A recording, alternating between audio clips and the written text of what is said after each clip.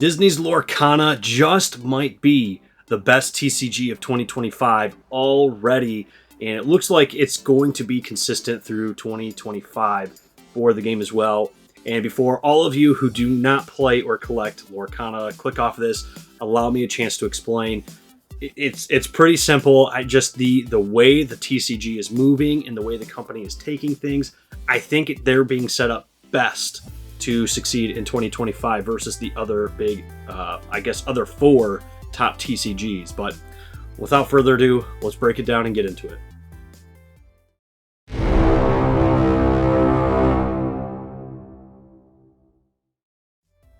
Welcome back, players and collectors, to my channel, Ren's Collectibles. And yes, I mean exactly what I said in the title.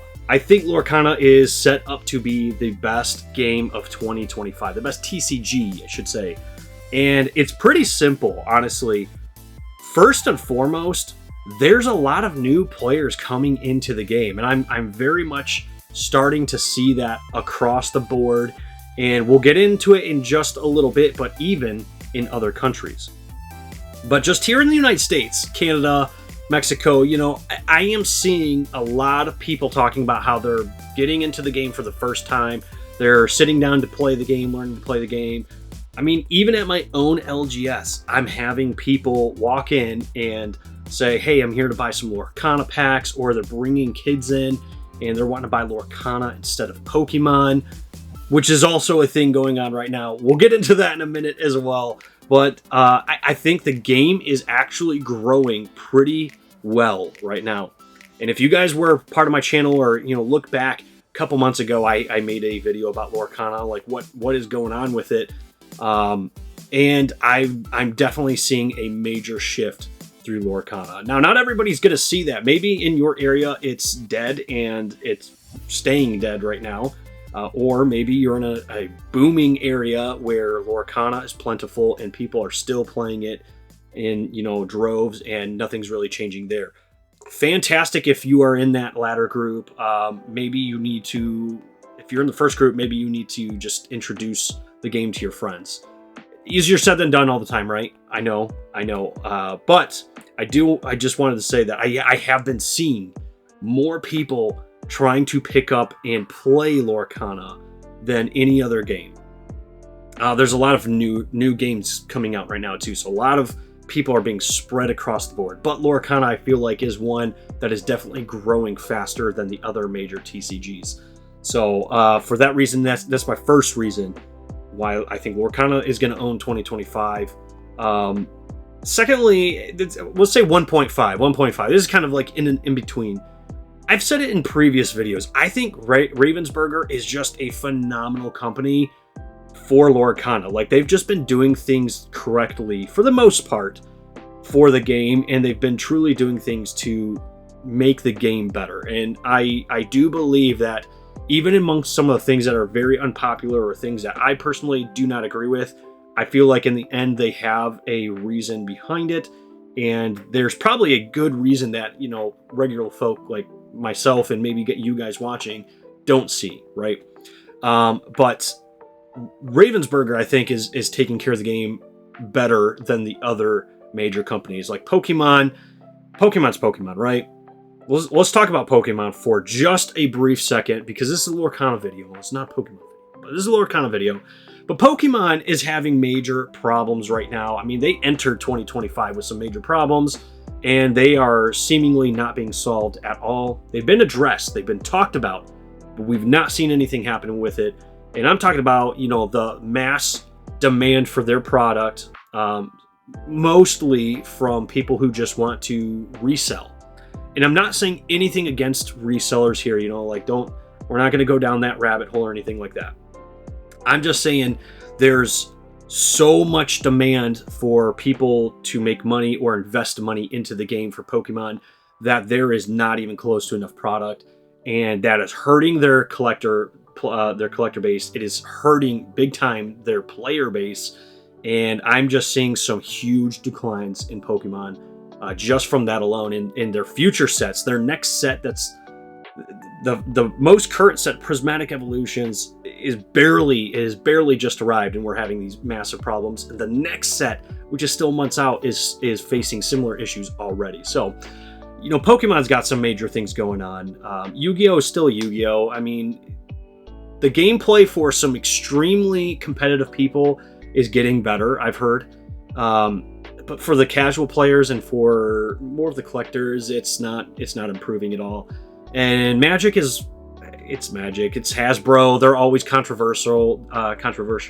There's always going to be a large percentage of people that are mad at Magic and Hasbro. Wizards of the Coast, I should say.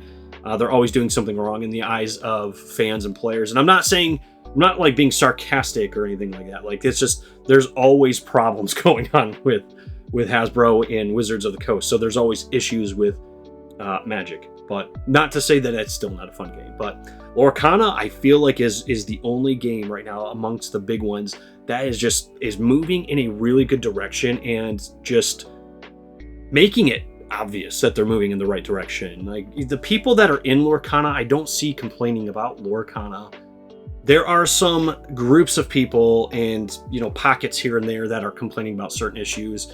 But for the most part, I mean, Lorcana is not a game that a lot of people complain about, right? So it's already perceived better, in my opinion, than most of the other games.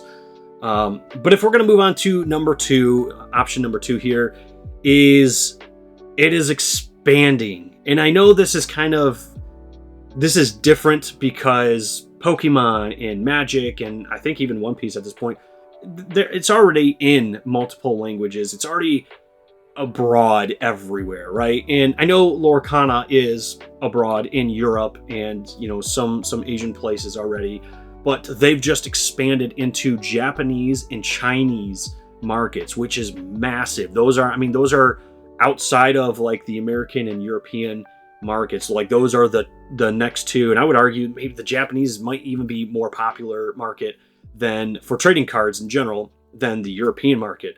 So it's like that was a massive step, and they finally like cruised into that, and they've now got Japanese and Chinese product as well, which is phenomenal because now the game truly is abroad, worldwide, everywhere. And they've actually, Ravensburger just came out with a statement that said that American players, anybody outside of Japan and China, can play with all of the different language cards, including the Japanese and Chinese cards. The only restrictions that are coming from it, and I understand why they're doing it, is in Japan, you can only play with Japanese cards. China, you can only play with the Chinese cards, the Mandarin cards. And the reasons for that are pretty simple. Not all the sets are available in Japanese and Chinese yet. They've only I think it's only been 2 sets for Japanese and Chinese product in those respective countries.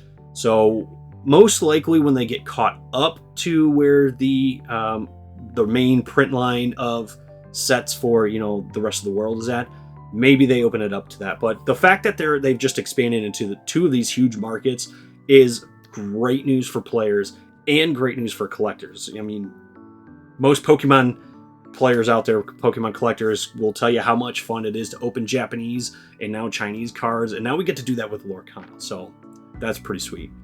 The third point about all this, like the third best point in my opinion, is that product is available. It is available. So we just talked about Pokemon having this massive product problem where you can't find it, you can't get it, and it's so bad that like players cannot even play the most current meta because they're having that much of an issue getting product to build decks. Singles, you know, singles are getting up there.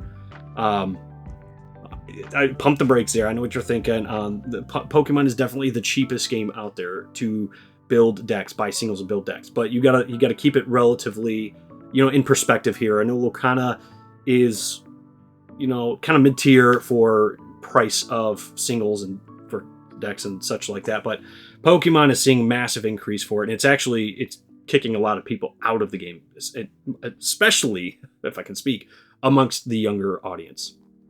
But with the whole expansion into Japanese and Chinese territory, there's like an abundance of cards you can get now. You know, you can go out there, you don't have to pay an arm and a leg to get these Chinese and Japanese products.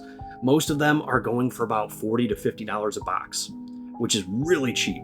And in Pokemon, that's usually the case, except for these most current sets, which are now like $100. So, I mean, even there, you're getting your fill in. But for the English products, you know, those you in Europe, North America, wherever, the standard product for whatever country you're in, you can generally still find on the shelves. Now, there are certain situations where stores aren't stocking them enough, or people are still buying out product in certain areas, sure. But for the most part, you could go to a few different stores and you're gonna more than likely find some product. And I've actually got a video coming up soon that you guys will see where I went out and, you know, shopped for some Lorcana cards and kind of did like a real Breaking Nate style video, you know, except for it's Lorcana, not Pokemon. So we'll see how that goes, but you could generally find the product you need. You know, cards and packs are aplenty. Booster boxes are still cheap enough to snag a good box here and there. And then the Ravensburger has been doing really good at getting more playmats, more sleeves, things of that nature, deck boxes out and about. And kind of part of the Japanese and Chinese release is they've released some of the first chapter stuff in Chinese and Japanese. But when you look at some of these playmats, they are the exact same as the English ones. There's no difference in them whatsoever. The outside packaging might be different, but the actual playmat, the sleeves, they're all the exact same. Which means you can get some of the stuff you couldn't get before 2 years ago with the crazy demand, but you can get them now, and for MSRP at that point too. So that's a pretty big point in my opinion. The one thing I will say that I think Lorcana really needs to work on, and if they can fix this one problem, I truly think they are just going to blow competition away in terms of being the best game for 2025. And that is an online client. And I know there's tons of people everywhere probably booing me at this point, but there's a lot of people probably applauding that idea too. Look at all the other major games. Pokemon, Yu-Gi-Oh!, Magic. They all have online clients. And I know the point of the game is to buy physical cards and go to your game stores and play. But for a lot of people, learning to play the game first before they take that jump and start buying into the game is necessary.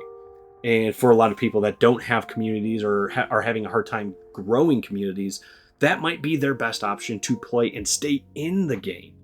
So I feel like getting an online digital client is the way to go, and I feel like that's something they really should focus on this year. And I don't know, maybe they're doing it, maybe they're not doing it, but I feel like that would be like, if they could do that, that solidifies it in my mind at least, and probably the mind of a ton of others, that Lorcana is the best TCG of 2025. So there's a lot of more nuanced and more, you know, of my just perspective on why Lorcana is the best TCG of 2025 already. But we're not going to get into those. We're just going to stick with some of the most basic and interesting facts there about just the game is growing, you know, and anywhere you go, if you go to Twitter, if you go to Instagram, Facebook, Reddit, anywhere, it doesn't matter. You're going to see a lot of posts about people getting into the game for the first time and getting products like this right here, you know, the gateway. I'm seeing a lot of people talking about getting into playing the game because of stuff like this. And I think that's huge. And kids, especially. Kids are really getting into it. And it makes sense if you think, you know, most kids watch Disney movies or cartoons in general. That's something they can easily relate to. And it's really, I think they have just the step ahead and the edge in that game, in that department. So, yeah, those are my simple takes on why I think Lorcana is already set up to be the most successful TCG of 2025. Again, there's more in-depth things we could go into, and as the year progresses, we'll kind of take some moments to dive into what's been going on and kind of reassess and see where we're at. But as of right now, I truly feel like Lorcana is the game for 2025, and I'm hoping it continues to grow. I'm liking what I'm seeing out of it. There's always going to be ebbs and flows. There's highs and lows, you know, but I think right now Lorcana is going back up, is going to reach to a point where they are even higher than they were before. So let me know what you guys think in the comment section down below. Make your thoughts known. Agree with me, disagree with me, if I can speak, is it doesn't matter. Just put it down there. We'll discuss. Just keep it civil is all I ask. But that is all we have time for today. Thank you, ladies and gentlemen, for hanging out with me once again, and we'll see you in the next video.